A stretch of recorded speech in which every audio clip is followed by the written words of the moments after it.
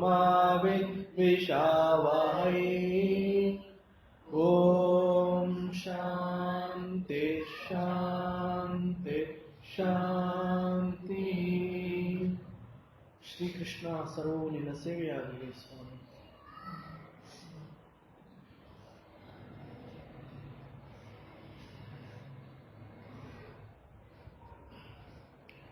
ಮಹಾಭಾರತದ ಯಕ್ಷ ಪ್ರಶ್ನೆ ಪ್ರಸಂಗ.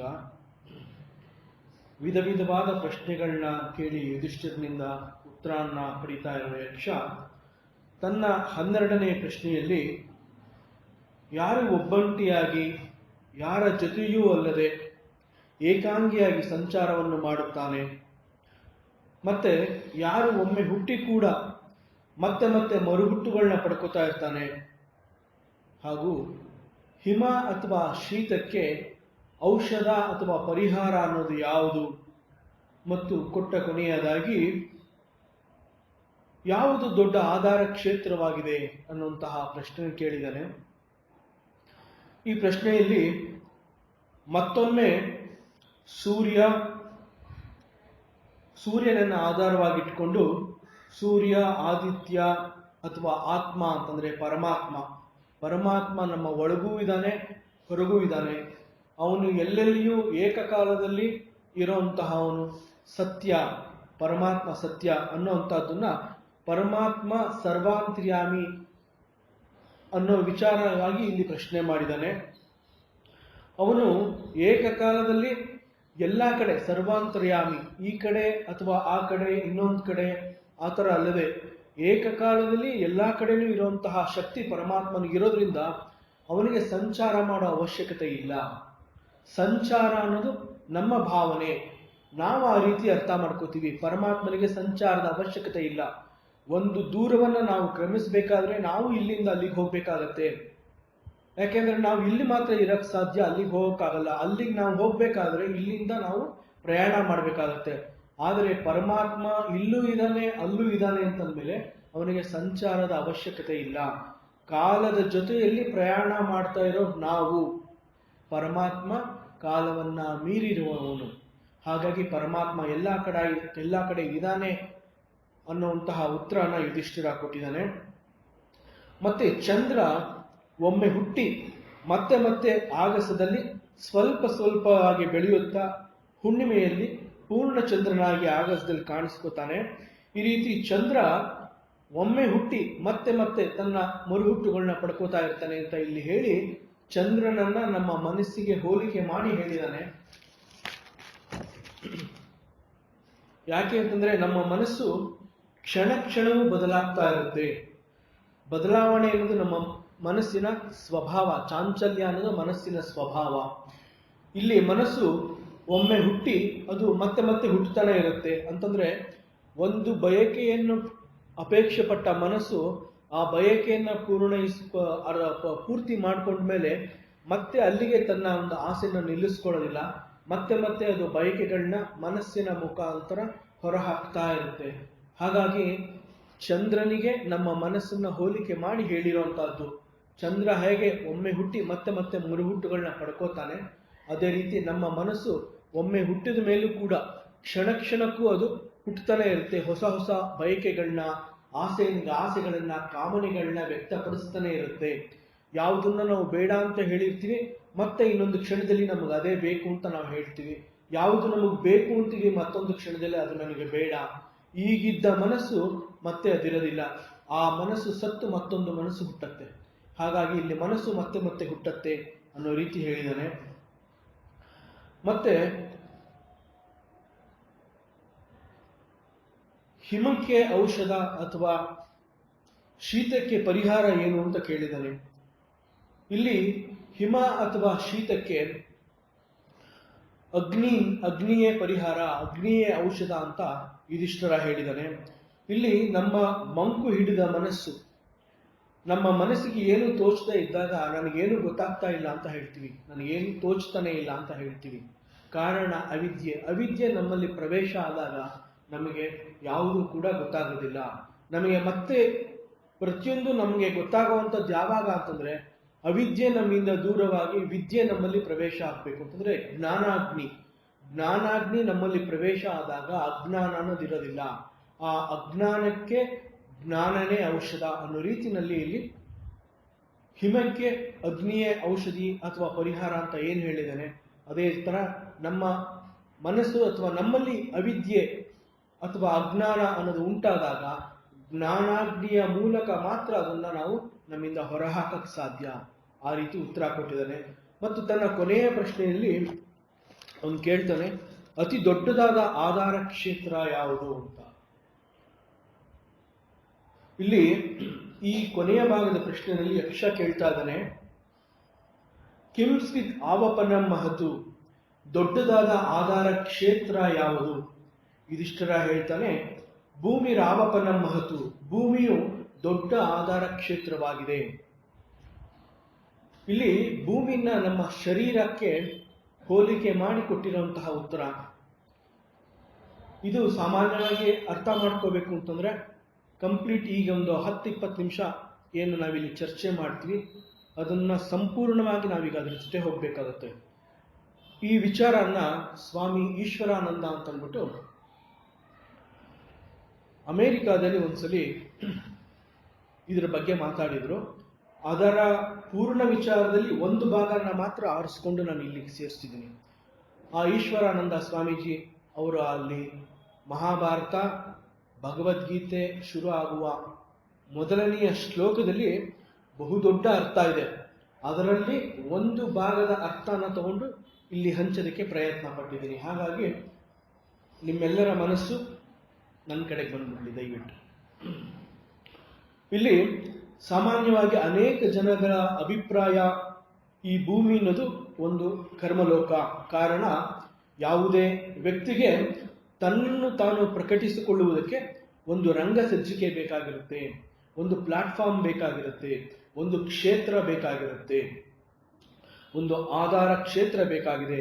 ಆದರೆ ಅದು ಈ ಭೂಮಿನೇ ಆಗಿದೆ ಅಂತ ಯುಧಿಷ್ಠಿರ ಹೇಳ್ತಾ ಇದ್ದಾರೆ.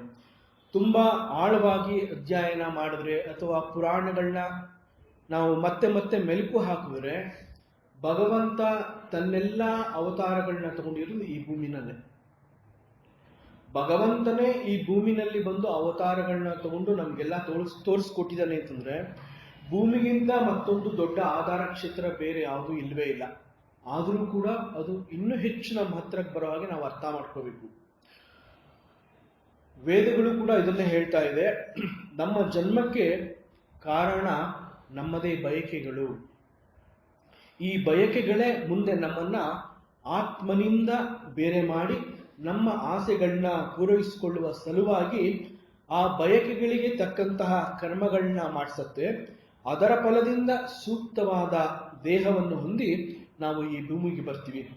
ಕೇವಲ ಮನುಷ್ಯನಿಗೆ ಮಾತ್ರ ಪರಮಾತ್ಮ ಕರುಣಿಸಿರುವ ಕೆಲವು ಇಂದ್ರಿಯಗಳ ಅನ್ನೋ ಒಂದು ಉಪಕರಣಗಳು ಸಿಕ್ಕಿರೋದು ಮನುಷ್ಯನಿಗೆ ಮಾತ್ರ. ಒಂದು ವೇಳೆ ಇದೇ ಇಂದ್ರಿಯಗಳು ಮತ್ತು ಅವುಗಳನ್ನು ಬಳಸಿಕೊಳ್ಳುವ ಜ್ಞಾನ ನಮಗೆ ಇಲ್ಲದೆ ಹೋಗಿದ್ದ ಪಕ್ಷದಲ್ಲಿ ನಾವು ಮಾಯೆಗೆ ಸಿಲುಕ್ತಾ ಇರಲಿಲ್ಲ. ಬಹುಶಃ ನಾವು ಮಾಯೆಗೆ ಸಿಲುಕದೆ ಹೋದಾಗ ನಮ್ಮಲ್ಲಿ ಅನುಭವ ಅನ್ನೋದು ಆಗ್ತಾ ಇರಲಿಲ್ಲ. ಅನುಭವದ ಕೊರತೆ ನಮ್ಮಲ್ಲಿ ಉಂಟಾಗ್ತಾ ಇತ್ತು. ಈ ರೀತಿಯಲ್ಲಿ ಒಬ್ಬ ವ್ಯಕ್ತಿಯು ಆಸೆಗಳಿಗೆ ಒಳಪಟ್ಟು ಮಾಯೆಗೆ ಸಿಲುಕಿದಾಗ ಅನೇಕ ಕರ್ಮಗಳಲ್ಲಿ ಪಾಲ್ಗೊಳ್ತಾನೆ. ಇವೆಲ್ಲವುಗಳ ಒಟ್ಟು ಮೊತ್ತವೇ ಪುನರಪಿ ಜನನಂ ಪುನರಪಿ ಮರಣಂ. ಯಾವುದೇ ಜೀವಿಯು ಪೂರ್ವ ವಾಸನೆ ಇಲ್ಲದೆ ಕರ್ಮವನ್ನು ಮಾಡಲಾರ. ಹಳೆಯ ಕರ್ಮದ ಫಲದ ಕಾರಣ ಹೊಸ ಕರ್ಮಕ್ಕೆ ಕೈ ಹಾಕಿ ಮತ್ತೆ ಮತ್ತೆ ಕರ್ಮಗಳ ಸುಳಿಗೆ ಸಿಕ್ಕಾಕೋತಾನೆ ಮನುಷ್ಯ. ಇದು ನಿರಂತರ. ಇದನ್ನ ಕರ್ಮದ ಚಕ್ರ ಅಂತ ಹೇಳ್ತಾರೆ. ಕರ್ಮಗಳ ಸುಳಿಗೆ ಸಿಕ್ಕಿ ಹಾಕಿಕೊಳ್ತಾನೆ. ಈ ಸುಳಿಯಿಂದ ತಪ್ಪಿಸ್ಕೋಬೇಕಾದ್ರೆ ಒಂದು ಪರಮಾತ್ಮನ ಅನುಗ್ರಹ ಇರಬೇಕು, ಮತ್ತೊಂದು ಜ್ಞಾನ. ಪರಮಾತ್ಮನ ಅನುಗ್ರಹ ಪ್ರಾಪ್ತವಾಗಬೇಕಾದ್ರೂ ಕೂಡ ಅಂತಹ ಒಂದು ಪುಣ್ಯದ ಕರ್ಮಕ್ಕೆ ತನ್ನನ್ನು ತಾನು ಒಡ್ಡಿಕೊಳ್ಳಬೇಕು. ನಂತರ ಪರಮಾತ್ಮನ ಅನುಗ್ರಹ, ನಂತರ ಜ್ಞಾನ ಪ್ರಾಪ್ತಿ, ಮುಂದೆ ಬಿಡುಗಡೆ. ಜನನ ಮತ್ತು ಮರಣ ಅನ್ನೋದು ಪ್ರಾಪ್ತವಾಗುವುದು ಕೂಡ ಇದೇ ಭೂಮಿಯಲ್ಲಿ.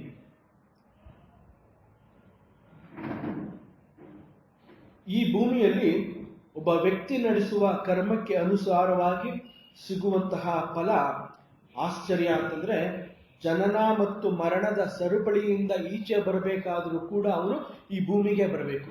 ಈ ಭೂಮಿಗೆ ಬಂದು ಇಲ್ಲಿ ಅವನು ಜ್ಞಾನ ಸಂಪಾದನೆ ಮಾಡಿ ಮುಕ್ತಿಯ ಅನುಭವ ಪಡ್ಕೋಬೇಕು. ಮುಕ್ತಿಯ ಅನುಭವ ಪಡ್ಕೊಳ್ಳೋದಕ್ಕೋಸ್ಕರನಾದ್ರೂ ಅವನು ಮಾನವ ಜನ್ಮ ಎತ್ಕೊಂಡು ಈ ಭೂಮಿಗೆ ಬರಲೇಬೇಕು. ಹುಟ್ಟಿಗೂ ಭೂಮಿ, ಮರಣಕ್ಕೂ ಭೂಮಿ, ಬಂಧನಕ್ಕೂ ಭೂಮಿ, ಮೋಕ್ಷಕ್ಕೂ ಭೂಮಿ. ಅಷ್ಟು ದೊಡ್ಡ ಆಧಾರ ಕ್ಷೇತ್ರ ಈ ಭೂಮಿ.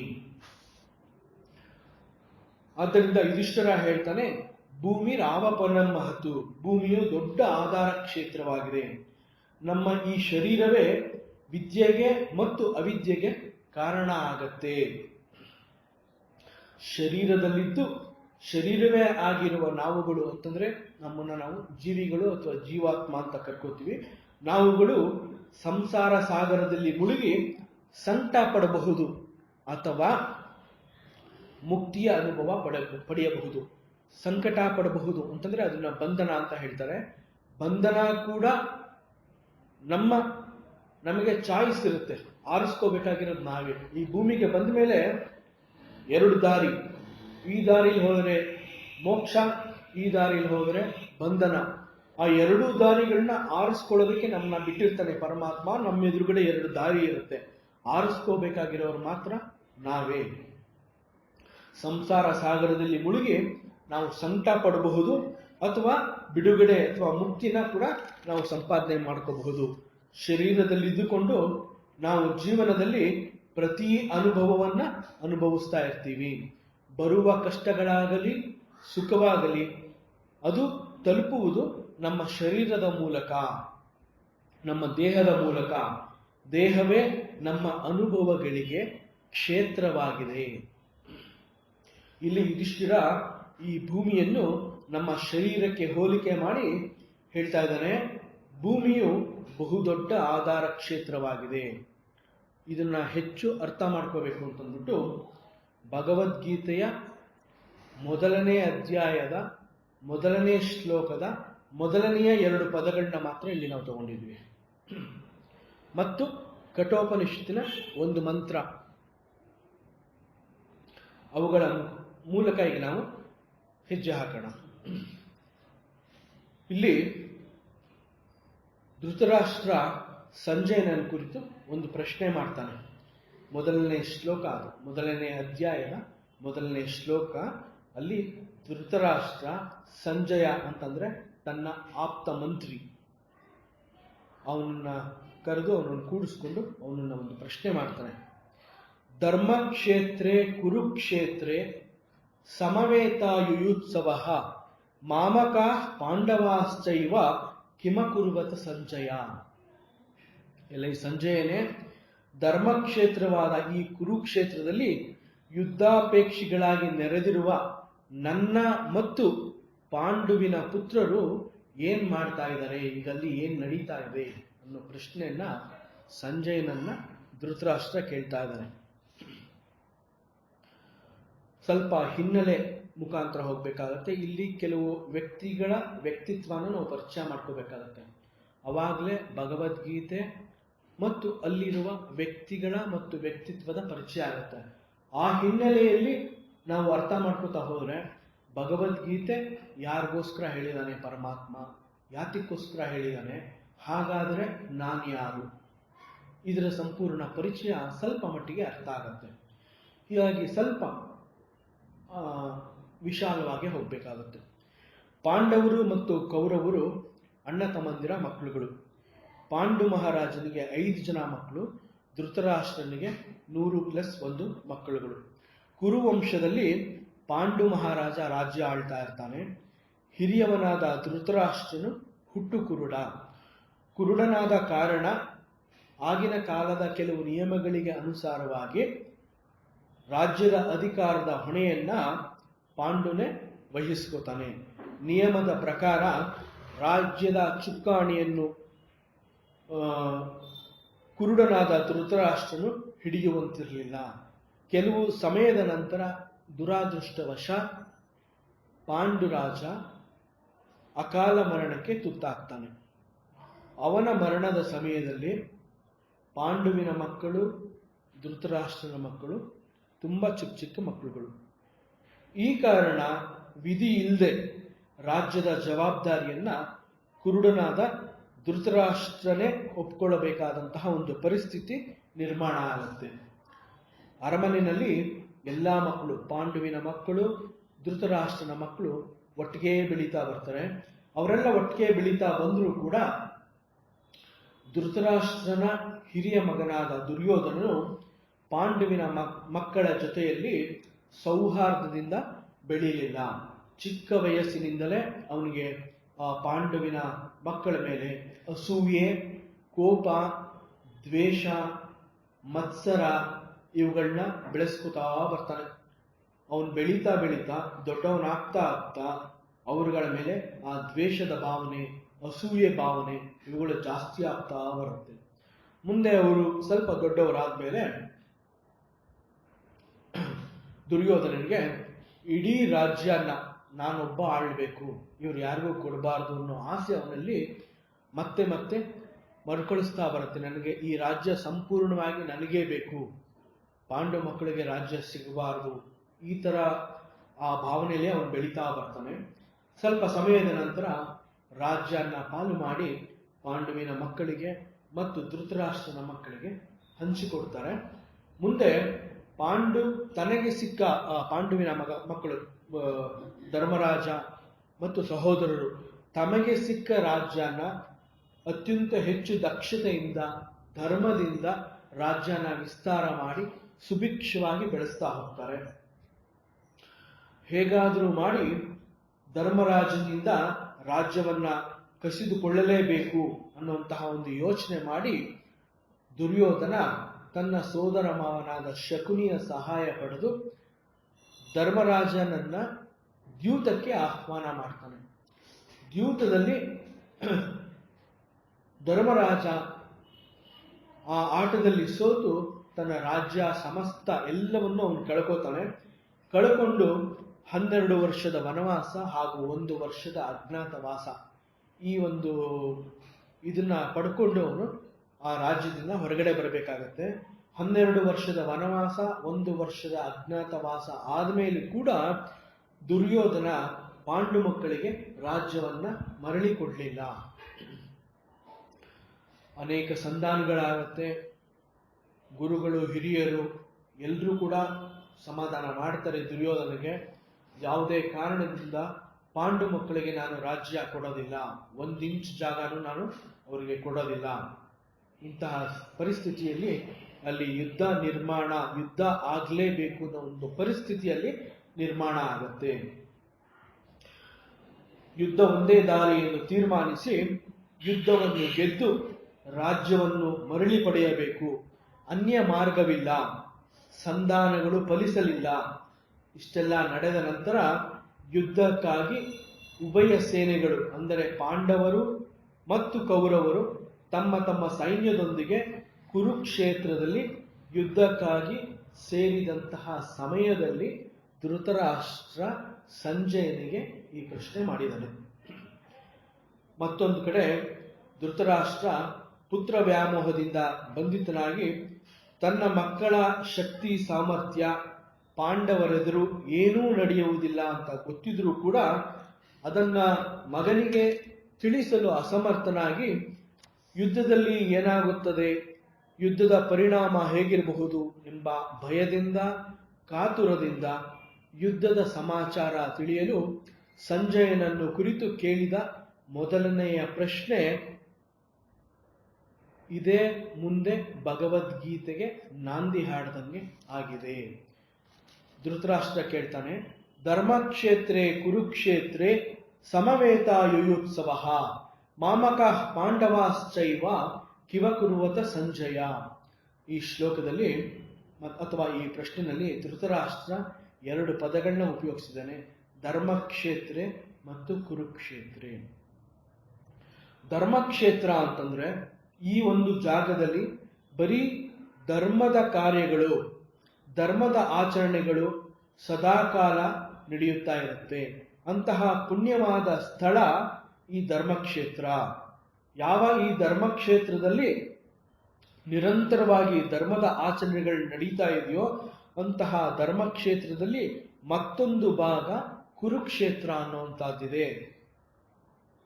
ಅದು ಕುರುಕ್ಷೇತ್ರ ಅನ್ನೋದು ಆ ಕ್ಷೇತ್ರದ ಹೆಸರು, ಸ್ಥಳದ ಹೆಸರು. ಮತ್ತೊಂದು ಕಾರಣ, ಈ ಕುರುವಂಶದವರಿಗೆ ಸೇರಿರುವಂತಹ ಜಾಗ ಇದು, ಹಾಗಾಗಿ ಇದನ್ನ ಕುರುಕ್ಷೇತ್ರ ಅಂತ ಕರೀತಾರೆ.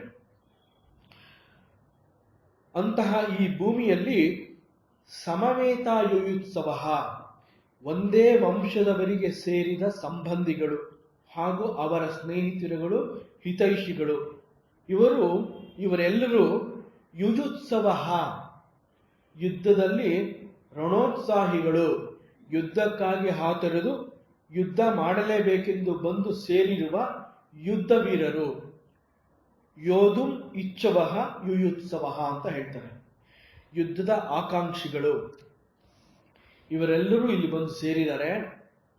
ಅಂತಹವರಲ್ಲಿ ಮಾಮಕ ಪಾಂಡವಾಶ್ಚೈವ, ನನ್ನವರು, ನನ್ನ ಜನಗಳು ನನ್ನ ಕಡೆ ನಿಂತು ನಮಗೆ ಗೆಲುವು ತಂದುಕೊಡಲು ಯುದ್ಧವನ್ನು ಮಾಡಲು ಅಪೇಕ್ಷಿಸಿರುವಂತಹವರು, ಮತ್ತು ಪಾಂಡವಾಶ್ಚೈವ, ಪಾಂಡುವಿನ ಮಕ್ಕಳು ಅವರ ಪರವಾಗಿ ನಿಂತು ಯುದ್ಧ ಮಾಡಲು ಬಂದು ನಿಂತಿರುವ ಉತ್ಸಾಹಿಗಳು, ಇವರೆಲ್ಲರೂ ಕಿಮಕುರುವತ ಸಂಜಯ, ಏನ್ ಮಾಡ್ತಾ ಇದ್ದಾರೆ, ಅವರ ಯೋಜನೆಗಳು ಏನಿರಬಹುದು, ಅಲ್ಲಿ ಈಗ ಏನ್ ನಡೀತಾ ಇದೆ, ಈ ಎಲ್ಲವನ್ನು ನನಗೆ ವಿವರವಾಗಿ ತಿಳಿಸು ಸಂಜಯ. ಈ ವಿಷಯಕ್ಕಾಗಿ ನನ್ನ ಮನಸ್ಸು ಹಾತೊರಿತಾ ಇದೆ, ತುಂಬಾ ಭಯದಿಂದ ಕೂಡಿದ್ದೀನಿ, ಏನು ಗೊತ್ತಾಗ್ತಾ ಇಲ್ಲ. ಸಂಪೂರ್ಣವಾಗಿ ಏನನ್ನು ಬಿಡದೆ ಎಲ್ಲವನ್ನು ನನ್ನ ಗಮನಕ್ಕೆ ತರುವವನಾಗು ಅಂತ ಸಂಜಯನನ್ನು ಕುರಿತು ಕೇಳಿದ ಪ್ರಶ್ನೆ ಈ ಶ್ಲೋಕ. ಅನುಮಾನ ಬಂತು. ಧರ್ಮಕ್ಷೇತ್ರ ಆದ್ಮೇಲೆ ಯಾಕೆ ಯುದ್ಧ ನಡೀತು? ಅದೇ ಮುಂದೆ ಬರುತ್ತೀಗ. ಈಶ್ವರಾನಂದ ಭಾರತೀಯ ಸ್ವಾಮಿಗಳು ಅಮೆರಿಕಾದ ಏನು ಸ್ಪೀಚ್ ಮಾಡಿದ್ದಾರೆ. ಅದೇ ಅದರಲ್ಲಿ ಒಂದು ಭಾಗನ ತಗೊಂಡು ನಾನು ಇದಕ್ಕೆ ಕನೆಕ್ಟ್ ಮಾಡಿದ್ದೀನಿ ಅಂತ ಹೇಳಿದ್ದೀನಿ, ಮುಂದೆ ಗೊತ್ತಾಗುತ್ತೆ. ಮುಂದೆ ಹೋಗುವ ಮುಂಚೆ ಇಲ್ಲಿ ಕೆಲವೊಂದು ವ್ಯಕ್ತಿಗಳ ಮತ್ತು ವ್ಯಕ್ತಿತ್ವಗಳ ಪರಿಚಯ ಮಾಡ್ಕೋಬೇಕಾಗತ್ತೆ. ಮೊದಲಿಗೆ ಧೃತರಾಷ್ಟ್ರ. ಧೃತರಾಷ್ಟ್ರ ಅನ್ನೋದು ಅವನ ಹೆಸರಾದರೂ ಕೂಡ ಆ ಹೆಸರಿಗೆ ಒಂದು ಅರ್ಥ ಇದೆ. ಇಲ್ಲಿ ಧೃತರಾಷ್ಟ್ರ ಅಂತಂದ್ರೆ ಯಾವ ಒಬ್ಬ ವ್ಯಕ್ತಿಯು ಸಂಪೂರ್ಣವಾಗಿ ಒಂದು ದೇಶ ಅಥವಾ ರಾಷ್ಟ್ರವನ್ನ ತನ್ನ ಹಿಡಿತದಲ್ಲಿ ಇಟ್ಕೊಂಡು ಅದು ಕೇವಲ ತನಗಾಗಿ ಮತ್ತು ತನ್ನೊಬ್ಬನಿಗಾಗಿ ಮಾತ್ರ ಅನ್ನೋ ಮನೋಭಾವವನ್ನು ಯಾರು ಬೆಳೆಸ್ಕೊಂಡಿರ್ತಾನೆ ಅಂಥವನು ಧೃತರಾಷ್ಟ್ರ. ಧೃತ ಅಂತಂದ್ರೆ ಗಟ್ಟಿಯಾಗಿ ಹಿಡಿದುಕೊಳ್ಳುವುದು, ಧೃತ ಅಂತಂದ್ರೆ ಗಟ್ಟಿಯಾಗಿ ಹಿಡ್ಕೊಳ್ಳೋದು, ರಾಷ್ಟ್ರ ಅಂತಂದ್ರೆ ಒಂದು ದೇಶ ಅಥವಾ ಒಂದು ರಾಜ್ಯ. ತನ್ನ ಸ್ವಾರ್ಥಕ್ಕಾಗಿ ಹಿಡಿದಿಟ್ಕೊಳ್ಳೋ ಅನ್ನೋದು ಒಂದು ಅರ್ಥ ಕೂಡ ಈ ಧೃತರಾಷ್ಟ್ರ ಅನ್ನೋ ಪದಕ್ಕೆ ಅನ್ವಯ ಆಗುತ್ತೆ. ಇದು ಸಂಪೂರ್ಣವಾಗಿ ಕೆಲವೊಮ್ಮೆ ನಾವು ಯಾವುದೋ ಒಂದು ವಸ್ತು ವಿಚಾರಗಳಿಗೆ ಅಂಟ್ಕೊಂಡು ಇದು ನನಗೆ ಮಾತ್ರ ಅಂತ ನಾವು ಹೇಳ್ಕೊತೀವಲ್ಲ, ಸೊ ಇದು ನಮ್ಮನ್ನೇ ಕುರಿತು ಆ ದೃಷ್ಟಿಯಿಂದ ಹೇಳಿರೋ ಹಂಗಿದೆ. ಇಲ್ಲಿ ನಮ್ಮದೇ ಸ್ವಭಾವವನ್ನ ಇಲ್ಲಿ ತೋರಿಸ್ಕೊಡ್ತಾ ಇರುವಂತಹ ಒಂದು, ಬಿಂಬಿಸ್ತಾ ಇರುವಂತಹ ಒಂದು ಹೆಸರು ಕೂಡ ಆಗಿದೆ. ನಾವುಗಳೆಲ್ಲರೂ ಒಂದು ರೀತಿಯಲ್ಲಿ ನಮ್ಮನ್ನು ನಾವು ಅತಿಯಾಗಿ ಪ್ರೀತಿಸ್ಕೊಂಡಿರ್ತೀವಿ, ಆದರೆ ಅದರ ಪೂರ್ಣ ಪರಿಚಯ, ಅದರ ಅರ್ಥ ಸರಿಯಾಗಿ ನಾವು ಅರ್ಥ ಮಾಡ್ಕೊಂಡಿರೋದಿಲ್ಲ. ನಾವುಗಳು ನಮ್ಮ ಈ ದೇಹವನ್ನ ನಾನು ಎಂಬುದಾಗಿ ತಿಳಿದುಕೊಂಡು ನನ್ನ ನಿಜ ಸ್ವರೂಪವನ್ನು ಮರೆತು ಅಜ್ಞಾನದಿಂದ ಈ ದೇಹವನ್ನು ನನ್ನ ಕಾರ್ಯಕ್ಷೇತ್ರವನ್ನಾಗಿ ಮಾಡಿಕೊಂಡು ಇದು ಈ ದೇಹ ನನ್ನದೇ, ಇದರ ಒಡೆತನ ನನ್ನ ಪಾಲಿಗೆ ಬಂದಿದೆ, ಇದರ ಸಂಪೂರ್ಣ ಆಡಳಿತ ನನ್ನಿಷ್ಟ ಬಂದಂತೆ ಮಾಡಿ ಈ ದೇಹದ ಮೇಲೆ ಪೂರ್ತಿಯಾಗಿ ಹತೋಟಿ ಸಾಧಿಸಲು ಸದಾಕಾಲ ಶ್ರಮಿಸ್ತಾ ಇರ್ತೀವಿ ನಾವು. ನಿಜವಾಗಿ ಹೇಳಬೇಕು ಅಂದ್ರೆ ಈ ದೇಹ ನನ್ನದು ಅಂತ ಹೇಳದೆ ಒಂದು ಅಜ್ಞಾನ. ಅಂಥದ್ರಲ್ಲಿ ಈ ದೇಹ ಅನ್ನೋದು ಒಂದು, ನಿಜವಾಗಿ ಹೇಳಬೇಕು ಅಂದ್ರೆ ಅದೊಂದು ಧರ್ಮಕ್ಷೇತ್ರನೇ ಆಗಿದೆ.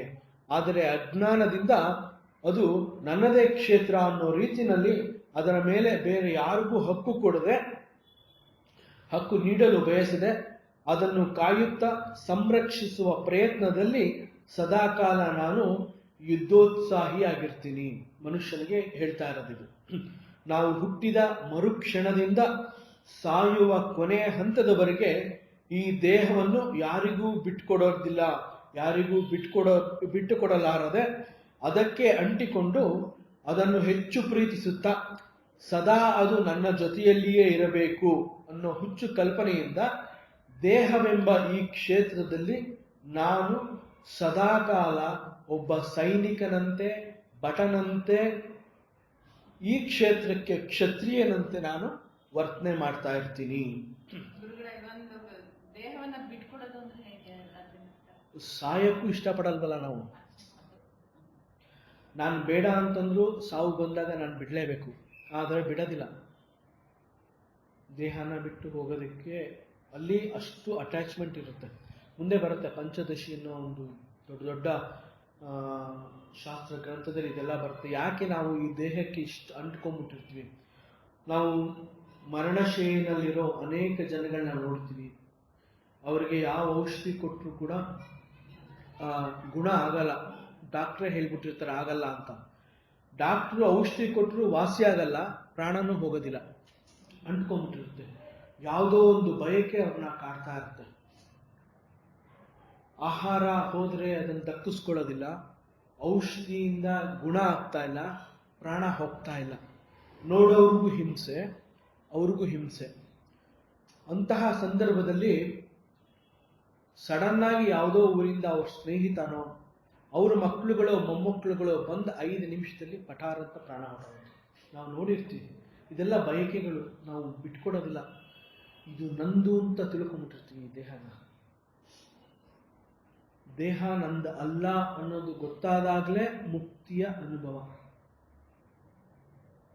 ದೇಹ ಮತ್ತು ನಾನು ಅವೆರಡನ್ನೂ ನಂದು ಅಂತ ಅನ್ಕೊಂಡ್ಬಿಟ್ಟಿರ್ತೀನಿ. ಅದೇ ಮಮಕಾರ. ನಾನು ಅನ್ನೋದು ಅಹಂಕಾರ, ಇದು ನಂದು ಅನ್ನೋದು ಮಮಕಾರ. ದೇಹಕ್ಕೆ ಅಷ್ಟೊಂದು ಅಂಟ್ಕೊಂಡ್ಬಿಟ್ಟಿರ್ತೀವಿ. ಅದಕ್ಕೆ ಆ ದೇಹನ ರಕ್ಷಣೆ ಮಾಡೋದಕ್ಕೆ ನಾನು ಸದಾಕಾಲ ಬೇರೆ ಎಲ್ಲ ಬಿಟ್ಬಿಟ್ಟಿರ್ತೀನಿ.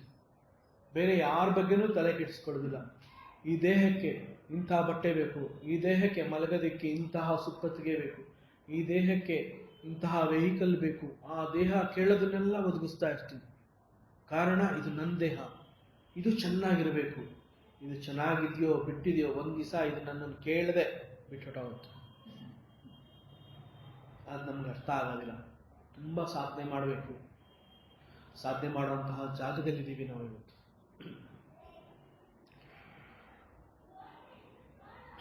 ಯಾರೂ ಕೂಡ ನಮಗೆ ನೀನು ಅಂತಂದ್ರೆ ಈ ದೇಹ ಅಂತ ನಮಗೆ ಯಾರೂ ಹೇಳಿಕೊಟ್ಟಿಲ್ಲ. ನಾನೇ ನನ್ನನ್ನು ಪ್ರೀತಿಸುವ ಮಟ್ಟದಲ್ಲಿ ಈ ದೇಹವನ್ನು ನಾನು ಒಂದು ಕಲ್ಪಿಸಿ ಅದರಂತೆಯೇ ಅದರ ಜೊತೆಯಲ್ಲೇ ಬೆಳೀತಾ ಬರ್ತೀನಿ. ಒಂದು ಕುರುಡ ವ್ಯಾಮೋಹದಿಂದ ನಾವು ಅತಿಯಾಗಿ ಈ ಕ್ಷೇತ್ರವನ್ನು ಅಂದರೆ ನಮ್ಮ ದೇಹವನ್ನು ಪ್ರೀತಿಸ್ತಾ ಬಂದಿರ್ತೀವಿ. ದುರಾದೃಷ್ಟವಶ ಬೇರೆಯವರು ಕೂಡ ನಮ್ಮನ್ನು ಅದೇ ರೀತಿ ನೋಡ್ತಾ ಬರ್ತಾರೆ. ಅವರ ಪ್ರಕಾರ ಮತ್ತು ನನ್ನ ಪ್ರಕಾರ ನಾನು ಅಂತಂದ್ರೆ ಈ ದೇಹ, ಅದರಂತೆಯೇ ಅವರು ಅಂದರೆ ಅದು ಅವ್ರ ದೇಹ. ಈ ಥರ ನನ್ನಿಂದನೂ ಈ ತಪ್ಪುಗಳಾಗತ್ತೆ, ಬೇರೆಯವರಿಂದನೂ ಈ ಅಜ್ಞಾನದಲ್ಲಿ ನಾವು ಅದನ್ನೇ ತಿಳ್ಕೊತಾ ಬರ್ತೀವಿ. ಈ ರೀತಿಯಲ್ಲಿ ಅಜ್ಞಾನದಿಂದ, ಮೋಹದಿಂದ ಸತ್ಯವನ್ನು ಕಾಣದೆ ಕುರುಡುತನದಿಂದ ಒಂದು ರೀತಿಯಲ್ಲಿ ನಾವೆಲ್ಲರೂ ಧೃತರಾಷ್ಟ್ರರೇ ಆಗಿ ಹೋಗಿದ್ದೀವಿ. ಮತ್ತು ನಾವು ಬೆಳೀತಾ ಬೆಳೀತಾ ಮುಂದೆ ಪ್ರಾಪ್ತ ವಯಸ್ಸು ಬಂದಾಗ ನಮ್ಮ ಮದುವೆ ಅನ್ನೋದು ಕೂಡ ನಮ್ಮ ಮನಸ್ಸಿನ ಜೊತೆನಲ್ಲೇ ನಡೆಯುತ್ತೆ ಅಂತ ಹೇಳ್ತಾರೆ. ಯಾಕೆ ಆ ಥರ ಹೇಳ್ತಾರೆ ಅಂತಂದ್ರೆ, ಮನಸ್ಸು ಕೂಡ ಇಲ್ಲಿ ಕುರುಡಾಗಿದೆ. ಕೇವಲ ನಾನು ಮಾತ್ರ ಕುರುಡಾಗಿಲ್ಲ, ನಮ್ಮ ಮನಸ್ಸು ಕುರುಡಾಗಿದೆ. ಯಾವ ರೀತಿ ಅಂತಂದ್ರೆ, ಕಣ್ಣುಗಳು ಇದ್ದರೂ ಕೂಡ ಧೃತರಾಷ್ಟ್ರನನ್ನು ಮದುವೆಯಾದ ಗಾಂಧಾರಿ ನನ್ನ ಗಂಡನಿಗೆ ಕಣ್ಣಿಲ್ಲ, ಆದ್ದರಿಂದ ನಾನು ಈ ಪ್ರಪಂಚನ ನೋಡಲ್ಲ ಅಂತ ಹೇಳಿ ಕಣ್ಣುಗಳಿದ್ರೂ ಕೂಡ ಅವಳು ಕೂಡ ಒಂದು ಪಟ್ಟಿ ಕಟ್ಕೋತಾಳೆ. ಅಂದ್ರೆ ಕಾಣುವ ಶಕ್ತಿ ಇರುವ ಕಣ್ಣುಗಳಿಗೆ ಬಟ್ಟೆಯ ಪಟ್ಟಿಯನ್ನು ಕಟ್ಟಿಕೊಂಡು ತಾನು ಕೂಡ ಕುರುಡಾಗ್ತಾಳೆ. ಅದರಂತೆ ನಮ್ಮ ಮನಸ್ಸು ಕೂಡ ನಮ್ಮ ಬೆಳವಣಿಗೆಯನ್ನು ಗಮನಿಸಿ ಸತ್ಯವನ್ನು ತೋರಿಸದೆ ಮರೆಮಾಚಿ ತಾನೂ ಕುರುಡಾಗಿ ನಮ್ಮ ಕುರುಡುತನದ ಜೊತೆಯಲ್ಲಿಯೇ ಹೆಜ್ಜೆ ಹಾಕುತ್ತಾ ತಪ್ಪು ದಾರಿ ತುಳಿಯಲು ಪ್ರೇರೇಪಿಸುತ್ತೆ. ಕಣ್ಣುಗಳಿದ್ದು ಕಾಣುವ ಶಕ್ತಿ ಇದ್ದರೂ ನಾನು ಕಣ್ಣಿಗೆ ಪಟ್ಟಿ ಕಟ್ಕೋತೀನಿ ಅಂತಂದ್ರೆ ಅದು ನನ್ನ ಗಾಂಧಾರಿ ವ್ಯಕ್ತಿತ್ವವನ್ನ ತೋರಿಸುತ್ತೆ. ನಮ್ಮ ಮನಸ್ಸು ಕೂಡ ಹಾಗೆ ಆಗೋಗಿದೆ.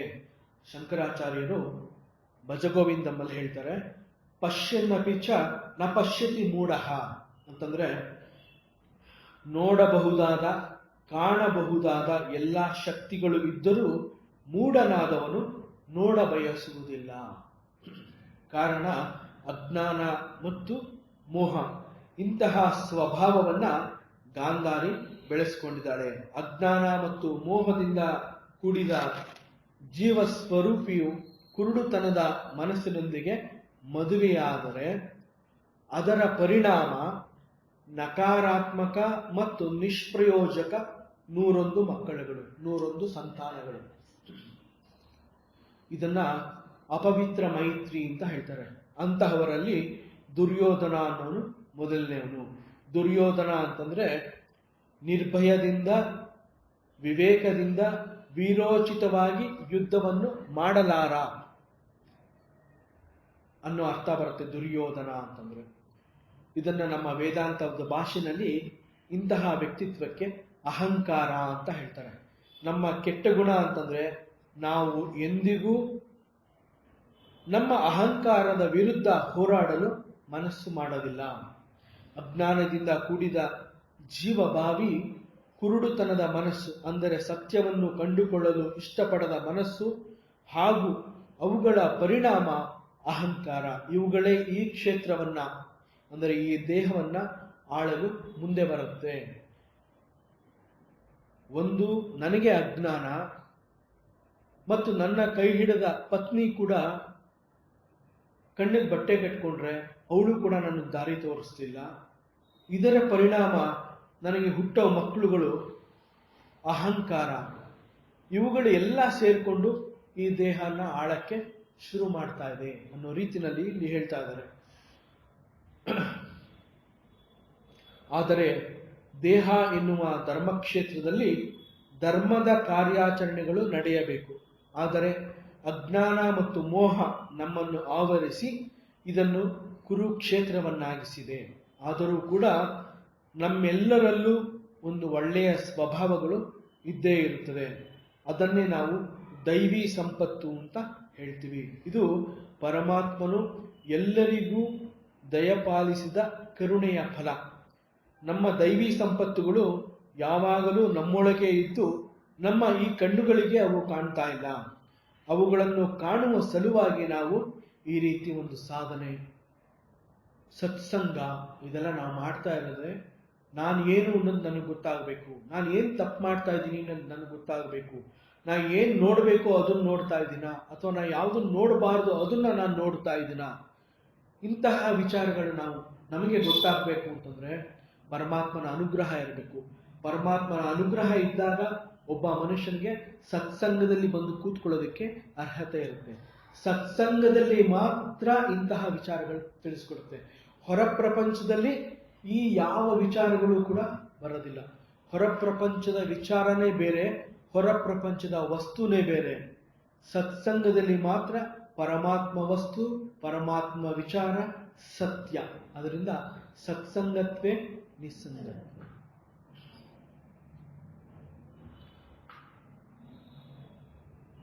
ಪಾಂಡುವಿನ ಮಕ್ಕಳಾದ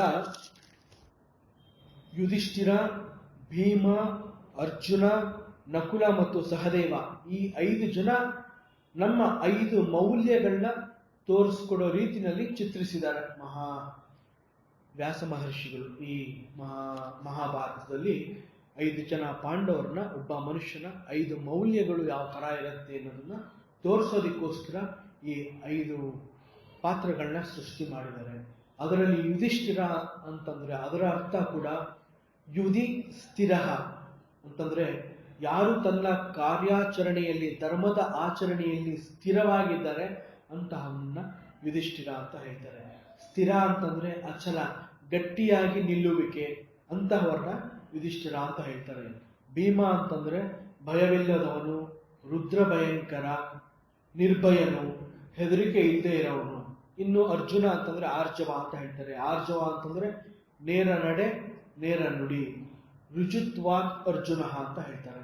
ನಕುಲ ಅಂತಂದ್ರೆ ಅವನು ಯಾರನ್ನೂ ತುಚ್ಛವಾಗಿ ಕಾಣೋದಿಲ್ಲ, ಪ್ರತಿಯೊಬ್ಬರನ್ನು ಪ್ರತಿಯೊಂದನ್ನು ಸ್ವೀಕರಿಸುವಂತಹ ಮನೋಭಾವ,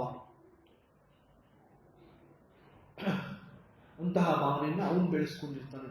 ಎಲ್ಲರೂ ಒಂದೇ ಮನೋಭಾವದಿಂದ ಬೆಳೆದು ಯಾರಿಗೂ ಅವನನ್ನ ಹೋಲಿಸ್ಕೊಳಕ್ ಆಗದೆ ಇರೋ ರೀತಿಯಲ್ಲಿ ಅವನಿರ್ತಾನೆ. ಇನ್ನು ಸಹದೇವ ಅಂತಂದ್ರೆ ಒಬ್ಬ ಸ್ನೇಹಿತ, ಸಖ, ಹಿತೈಷಿ ಮತ್ತು ಎಲ್ಲರಿಗೂ ಒಳ್ಳೇದ್ ಮಾಡಬೇಕು ಅನ್ನೋ ಒಂದು ಮನಸ್ಸಿನವರಂತಹವನ್ನ ಸಹದೇವ. ಈ 5 ಮೌಲ್ಯಗಳನ್ನ ಇಟ್ಕೊಂಡು ಅಹಂಕಾರದ ವಿರುದ್ಧ ನಾವು ಹೋರಾಡಬೇಕು ಅನ್ನೋ ರೀತಿಯಲ್ಲಿ ಇಲ್ಲಿ ಹೇಳಿದ್ದಾರೆ. ಈ 5 ಮೌಲ್ಯಗಳನ್ನ ನಾವು ಇಟ್ಕೊಂಡು ನಮ್ಮ ಅಹಂಕಾರನ ನಾವು ಗುರುತಿಸ್ಕೊಂಡು ನಮ್ಮ ಮನಸ್ಸನ್ನ ಪಕ್ವ ಮಾಡಿಕೊಂಡು ಅದರ ವಿರುದ್ಧ ನಾವು ಸೆಣಸಬೇಕು. ಅದನ್ನೇ ಇಲ್ಲಿ ಯುದ್ಧ ಅಂತ ಹೇಳಿದ್ದಾರೆ. ಯುದ್ಧ ಅಂತಂದ್ರೆ ಹೊರಗಡೆ ಎಲ್ಲೋ ಯುದ್ಧ ಅಲ್ಲ, ಅಂತರ್ಯುದ್ಧ. ನಿನ್ನೊಳಗಡೆನೆ ಹೊರಗಡೆಗಿಂತ ದೊಡ್ಡ ಯುದ್ಧ ನಡೀತಾ ಇದೆ. ಅಲ್ಲಿ ನಿನ್ ಕಂಡುಬಿಡು, ಅಲ್ಲಿ ನೋಡು, ಅಲ್ಲಿ ನೀನ್ ಗೆಲ್ಲು, ಬೇರೆ ಇನ್ನೆಲ್ಲೂ ಹೋಗ್ಬೇಕಾಗಿಲ್ಲ. ಪರಮಾತ್ಮ ಹೇಳ್ತಾ ಇರೋದು ಅದೇ.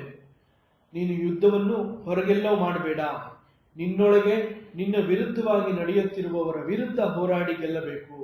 ನಿನ್ನೊಳಗೆ ನೀನು ಧರ್ಮವನ್ನು ರಕ್ಷಿಸು. ನಿನ್ನ ದೇಹವೇ ನಿನ್ನ ಧರ್ಮಕ್ಷೇತ್ರ. ಧರ್ಮಕ್ಷೇತ್ರದಲ್ಲಿ ಅನ್ಯಾಯದ ವಿರುದ್ಧ ಹೋರಾಡಲು ನೀನು ಈ ಕುರುಕ್ಷೇತ್ರಕ್ಕೆ ಬಂದಿರುವೆ.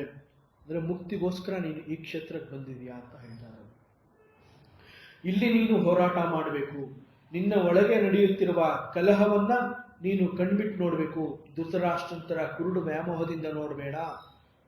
ಸಹಪತ್ನಿಯಾಗಿ ಬಂದಿರೋಳು ಕಣ್ಣಿಗೆ ಪಟ್ಟಿ ಕಟ್ಕೊಂಡ್ಬಿಟ್ಟಿದ್ದಾಳೆ, ಆವಾಗ್ಲೂ ಅವಳು ನಿನಗೆ ದಾರಿ ತೋರಿಸಲ್ಲ. ಮುಂದೆ ಮಕ್ಕಳು ಅಹಂಕಾರ ಅನ್ನೋ ರೀತಿಯಲ್ಲಿ ಹುಟ್ಟಿರ್ತಾರೆ ನಕಾರಾತ್ಮಕವಾಗಿ, ಅವರು ನಿನಗೆ ದಾರಿ ತೋರಿಸೋದಿಲ್ಲ.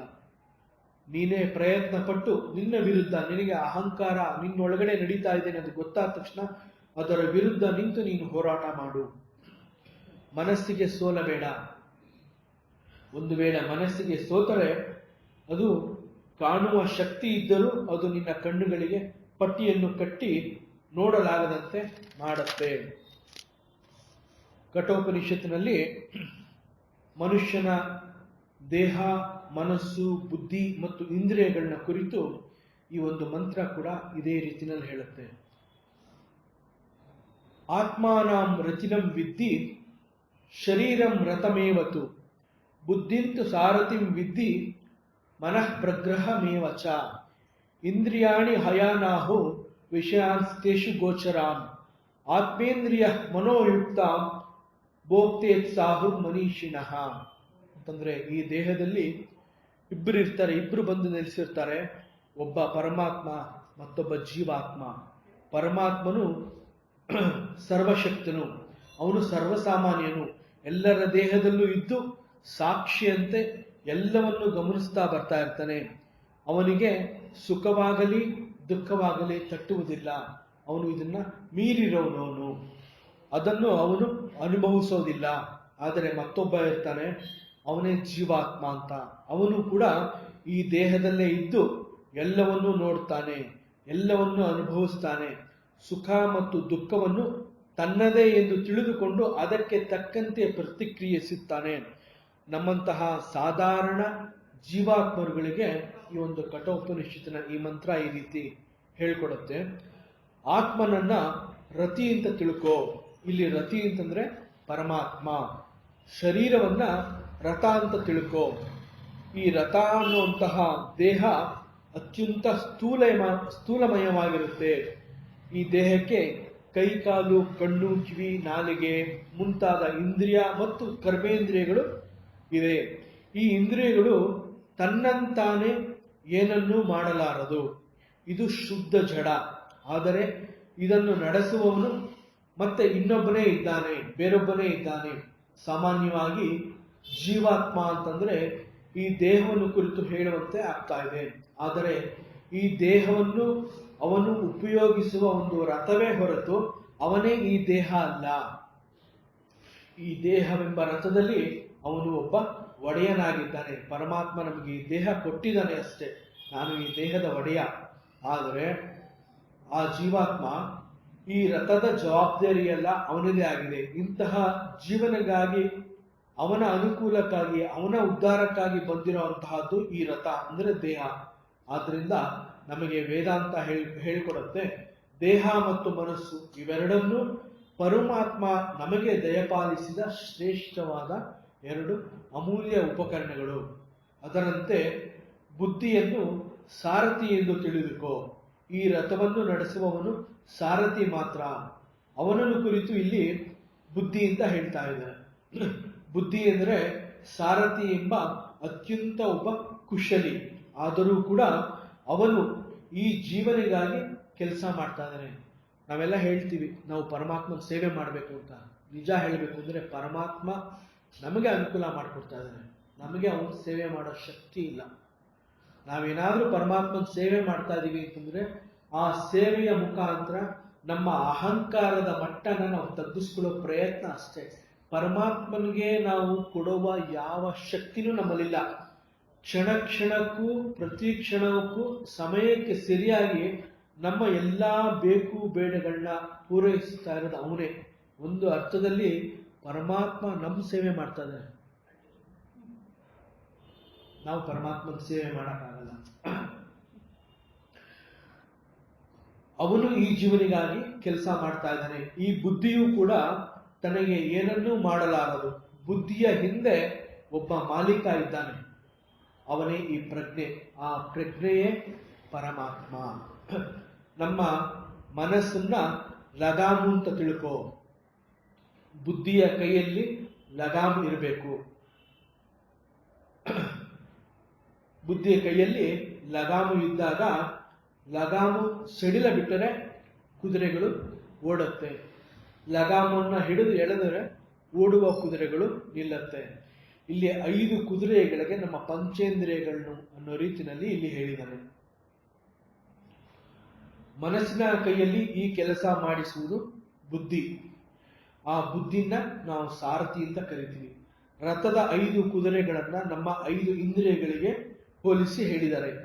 ಇಂತಹ ರಥವನ್ನ ನಮ್ಮ ಶರೀರ ಅಂತ ಇಲ್ಲಿ ಪರಮಾತ್ಮ ಹೇಳ್ತಾ ಇದ್ದಾನೆ.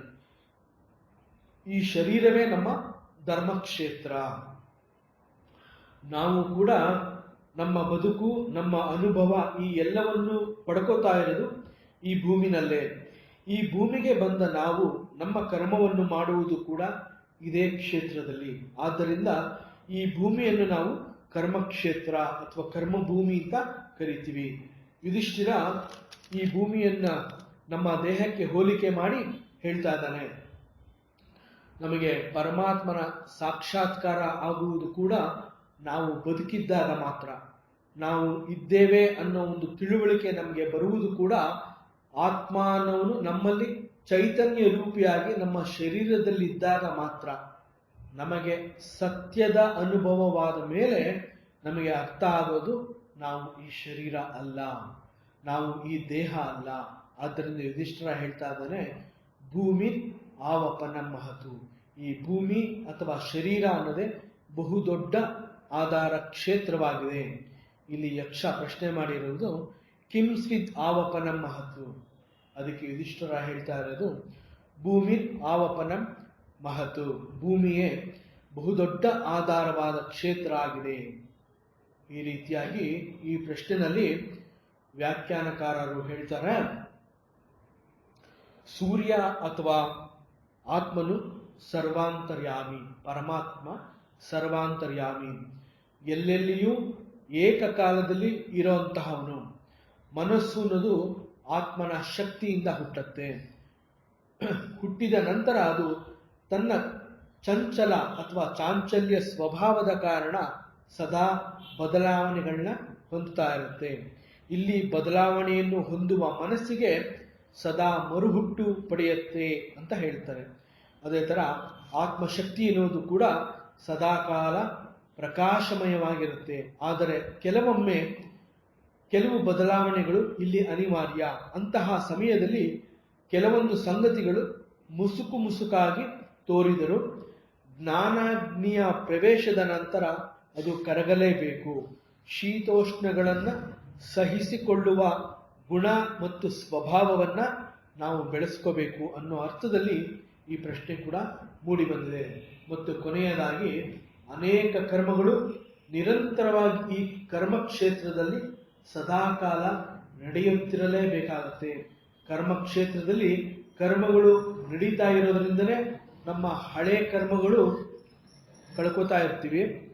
ಆದರೆ ಕರ್ಮ ಮಾಡೋ ಸಮಯದಲ್ಲಿ ನಾನು ಮಾಡ್ತಾ ಇದ್ದೀನಿ, ಆ ನಾನತ್ವ, ನಾನು ಇದನ್ನ ನಡೆಸ್ತಾ ಇದ್ದೀನಿ ಅನ್ನೋದು ನಮಗೆ ಅನುಭವಕ್ಕೆ ಬಂದಾಗ ಮತ್ತಷ್ಟು ಕರ್ಮಗಳು ಜಾಸ್ತಿ ಆಗ್ತಾ ಹೋಗುತ್ತೆ. ಕರ್ಮ ಮಾಡ್ತಾ ಮಾಡ್ತಾ ಕರ್ಮಗಳನ್ನ ಕಳ್ಕೊಳ್ಳೋ ಮಟ್ಟದಲ್ಲಿ ನಾವು ನಮ್ಮ ಯೋಚನೆಯನ್ನ, ನಮ್ಮ ಬುದ್ಧಿಯನ್ನ ಇಟ್ಕೊಂಡಿರ್ಬೇಕು. ಇಲ್ಲಿ ಮಾಡ್ತಾ ಇರೋದು ಕರ್ಮ ಅನ್ನೋದಕ್ಕಿಂತ ಹೆಚ್ಚಾಗಿ ಒಬ್ಬ ಪರಮಾತ್ಮನ ಸೇವೆ. ಇಲ್ಲಿ ಸೇವೆ ಅನ್ನೋ ಪದನ ಉಪಯೋಗಿಸ್ಕೊಂಡು, ಸೇವೆ ಅನ್ನೋ ಅರ್ಥವನ್ನು ನಾವಿಟ್ಕೊಂಡು ಮಾಡುವ ಕೆಲಸವನ್ನ ಪರಮಾತ್ಮನಿಗೆ ಸಮರ್ಪಣೆ ಮಾಡಬೇಕು. ಪರಮಾತ್ಮನಿಗೆ ಸಮರ್ಪಣೆ ಮಾಡಿದಾಗ ಅಲ್ಲಿ ಇನ್ನೇನು ಇರೋದಿಲ್ಲ.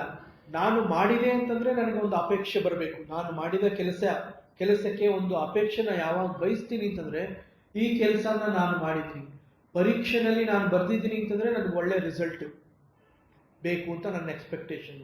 ಆದ್ರೆ ಇಲ್ಲಿ ಮಾಡ್ತಾ ಇರೋದು ಪರಮಾತ್ಮನ ಸೇವೆ. ಪರಮಾತ್ಮನ ಸೇವೆನಲ್ಲಿ ನನಗೆ ತೃಪ್ತಿ ಮಾತ್ರ ಇದೆ, ಬೇರೆ ಏನೂ ಬೇಡ.